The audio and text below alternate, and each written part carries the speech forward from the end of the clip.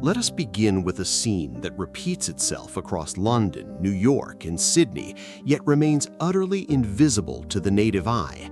A man in his late 30s sits in a pristine Uber, his hands resting on the steering wheel with a surgical precision that seems excessive for a simple left turn. He has a PhD in structural engineering from Cairo. He designed bridges that spanned the Nile. Today, he is navigating the streets of Kensington, listening to a passenger complain about the fare surge. In the backseat, a woman scrolls through Instagram, oblivious to the fact that the man driving her once managed a team of 40. He is not bitter. Bitterness is a luxury he cannot afford. He is simply erased. This is the first, most profound, hidden struggle of the immigrant, the annihilation of context. Back home, you are a sum of your achievements, your family name, your university, your network. Here, you are a blank slate, but not a liberating one. A blank slate that everyone assumes is blank because you have nothing to write, not because you left your library behind. The native looks at you and sees an accent, a skin color, a foreign name. They do not see the medals, the publications, the failures, the resilience. You have become a single-dimensional character in a story where you are not the author. And this collapse of identity is not a phase, it is a permanent backdrop against which every other struggle plays out. But the real psychological ambush lies in what we call the status paradox. When you emigrate, you do not just change your address, you change your position on the global status hierarchy. A professor in Dhaka becomes a teaching assistant in Melbourne. A judge in Lagos becomes a security guard in Houston. A surgeon in Karachi becomes a taxi driver in London, as in the example above. The data is stark. Approximately 65% of highly skilled immigrants in OECD countries are overqualified for their jobs. This is not a statistic, it is a slow, grinding trauma. The brain is wired to derive a sense of safety and self-worth from social standing. When that standing is violently amputated, your nervous system enters a state of chronic threat detection. You feel like you are constantly failing, even when you are working twice as hard as your native colleagues. You begin to internalize the prejudice. You start to believe that maybe you are less capable, that your degree was somehow less valid, that your years of experience were somehow inferior. This is the insidious nature of structural invisibility. It does not need to overtly attack you, it simply needs to omit you from the narrative long enough for you to start doubting whether you ever belonged in the narrative at all. Let us meet Aisha, not a fictional construct, but a composite of dozens of women I have studied. Aisha was a senior legal counsel in Karachi, handling multi-million-dollar corporate disputes. She moved to Chicago with her husband, a cardiologist who was offered a prestigious fellowship.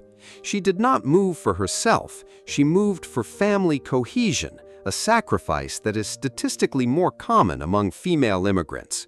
In Chicago, she applied for over 200 legal positions. She was rejected from 201. The feedback was always the same: you do not have U.S. experience. This is the most maddening tautology in the immigration universe.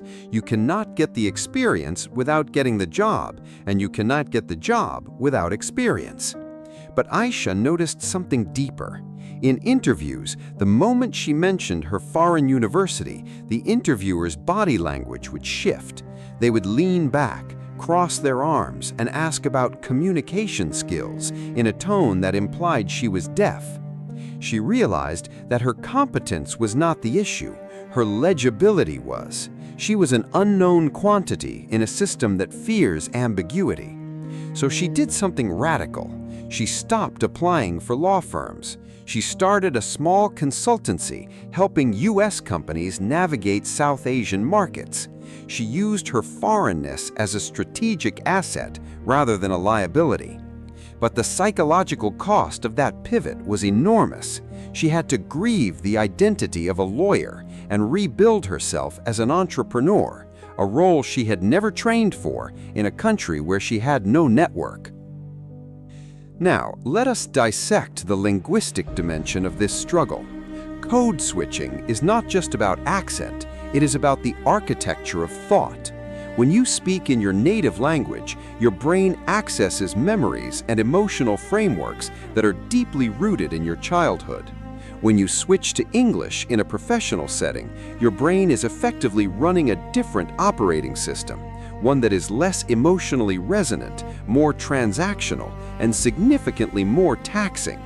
This is why immigrants often report feeling like they have two personalities. In their native tongue, they are witty, spontaneous, and effortlessly intelligent. In English, they feel clumsy, hesitant, and less articulate. This is not a deficit of intelligence, it is a cognitive tax. Research shows that bilinguals take up to 15% longer to process complex information in their second language. Over an 8-hour workday, that adds up to over an hour of lost cognitive bandwidth every single day. And no one acknowledges this. The native colleague assumes you're slow. The native boss assumes you lack strategic depth. You are judged on your output, but the rules of the game are rigged because you are playing on a field that tilts against your neurological wiring. This is why so many immigrants burn out quietly, not from hard work, but from the sheer exhaustion of performing intelligence in a foreign tongue. Let us pivot to the social landscape, which is arguably more brutal than the professional one. Loneliness among immigrants is not the same as loneliness among natives. Natives can trace their loneliness to a specific event, a breakup, a move, a loss. Immigrant loneliness is existential. It is the absence of a shared cultural archive. You cannot reference the cartoon you watched as a child. You cannot laugh at the political satire that shaped your adolescence. Your jokes fall flat because they rely on a context that no one else shares. Your memories are orphaned. This creates a profound sense of temporal dislocation. You are physically present, but your past is in another country. Your present is filled with strangers who are kind, but cannot truly see you. And your future feels uncertain because your visa status may depend on an employer who does not value you. This triple-layered instability, past, present, and future, creates a state of chronic hypervigilance. Your amygdala is constantly activated. You are always scanning for threats, a change in immigration policy, a passive-aggressive email from your boss, a microaggression from a colleague. This is not anxiety, this is a survival mechanism. But survival mechanisms, when sustained over years, become personality disorders. Now consider the story of Victor, a software architect from Minsk who moved to San Francisco. Victor was brilliant. He had built payment systems for European banks. At his new startup, he was assigned to fix a legacy code base that no one else could untangle. He fixed it in 3 weeks. His American colleagues praised him, but they did not invite him to their after-work drinks. They did not include him in the brainstorming sessions for the fun new projects. He was the fixer, the technician, a high-value tool, but not a person. Victor noticed that his American peers were promoted not on technical merit, but on visibility. They were loud in meetings, even when they had nothing to say. They used corporate jargon that Victor found laughably vacuous. But they were part of the tribe. Victor was an outsider with a utility. He tried to be louder. He tried to use the jargon. It felt like wearing someone else's skin. He was not being authentic. He was being a caricature of an American worker. And the more he tried to fit in, the awkward he felt. He eventually stopped trying. He accepted that he would never be one of them. He focused entirely on becoming so technically indispensable that his social exclusion did not matter. It worked. He became a principal engineer, but it cost him his sense of belonging. He told me once, "I am not lonely because I have no friends. I am lonely because my friends do not know who I was before I became this." Let us layer in the financial dimension, because money is never just money. It is psychological oxygen. Immigrants often arrive with significant savings only to watch them evaporate during the first year. Every transaction is mentally multiplied by the exchange rate. A $50 dinner becomes a 40-pound meal, but back home, that 40 pounds could feed a family for a week. This cognitive dissonance creates a scarcity mentality that persists even when you become financially comfortable. You hoard cash, you avoid risk, you invest in safe, low-yield assets because the thought of losing capital triggers a primal fear of absolute destitution. This is not irrational. It is a memory of the volatility you left behind. But this same mentality holds you back from building real wealth. The native entrepreneur can invest aggressively because they have a safety net of family and social insurance. The immigrant entrepreneur cannot take that risk because their entire existence is contingent on a piece of paper.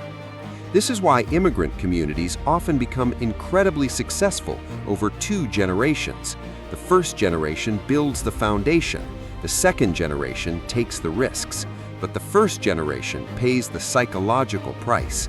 They live with a constant low-grade terror that their children will not understand, a fear that their sacrifices will be forgotten, a dread that they will be deported to a country that no longer feels like home.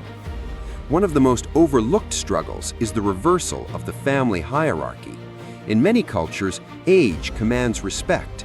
The elderly are consulted on major decisions. Their wisdom is valued. In Western societies, particularly in the US and UK, youth and innovation are prioritized. An immigrant father who is a respected patriarch back home becomes a confused old man to his American-raised grandchildren. His advice is dismissed as outdated. His accent is mocked, sometimes affectionately, but mockingly nonetheless. His authority dissolves. This is deeply destabilizing for a man who built his identity as the role of a provider and a leader. It creates a silent internal collapse. He stops speaking in family meetings. He retreats to his room, watching news from the old country on YouTube. He is physically present in the new world, but psychologically, he has never left the old one. The children, meanwhile, are becoming culturally Americanized at a rapid pace. They adopt the values of their peers, individualism, directness, and a certain emotional distance. This generational schism is the wound that never fully heals. It is the immigrant's hidden tragedy. You leave your home to give your children a better future, only to realize that your children will never truly know the person you were when you lived in that home. Let us talk about the grief of the unseen. When you emigrate, you miss weddings, funerals, births, and deaths. You cannot hold your mother's hand when she is ill. You cannot attend your best friend's wedding. You cannot grieve together with your family. You grieve alone, in your apartment, on a video call, where the latency in the connection feels like a metaphor for the distance in your heart.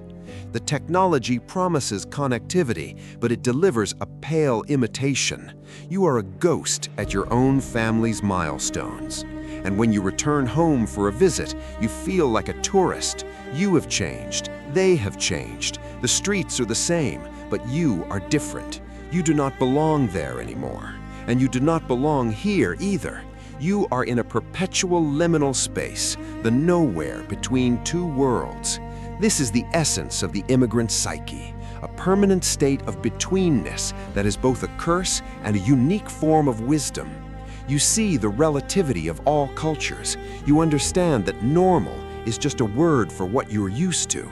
You develop a cognitive flexibility that natives rarely attain, but you pay for that flexibility with a chronic, low-grade nostalgia that never fully subsides. Now, consider the microaggressions that accumulate like pebbles in a pond, slowly raising the water level of your stress. It is not the overt racism that breaks you. It is the small, constant reminders that you are other.